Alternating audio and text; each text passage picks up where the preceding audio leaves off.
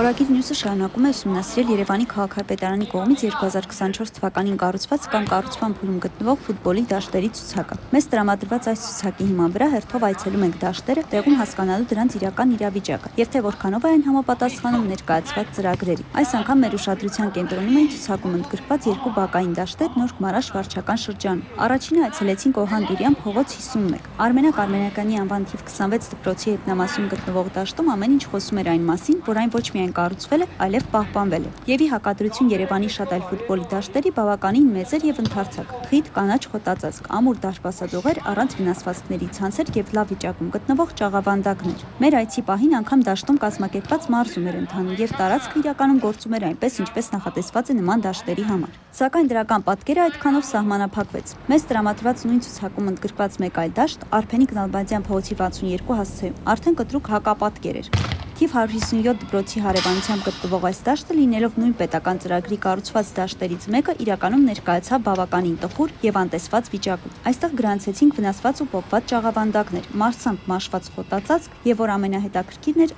անբարենպաստ հիգիենիկ պայմաններ։ Տարածքը ամբողջությամբ կոյուղաջրերի մեջ էր։ Երեխաներից մեկը պատմեց, որ միայն խողովակ են վերել վնասված խողովակը փոխելու նպատակով, սակայն աշխատանքներ չեն սկսել։ Արդյունքում կոյուղաջրերը պարբերաբար լցվում են դաշտ, իսկ ուժեղ հոտը ստիպում է երեխաներին հրաժարվել խաղալուց։ Երեխան նշեց նաև, որ ինքը երբևէ չի տեսել, որ այստեղ վերակառուցման աշխատանքներ ընթանան։ Մեկ վարչական շրջանի ներսում երկու ամբողջությամբ հակառակ պատկերներ, մեկը նոր կառուցված եւ պահպանվող, մյուսը նույնպես կառուցված, բայց մնացած անուշադրության մեջ։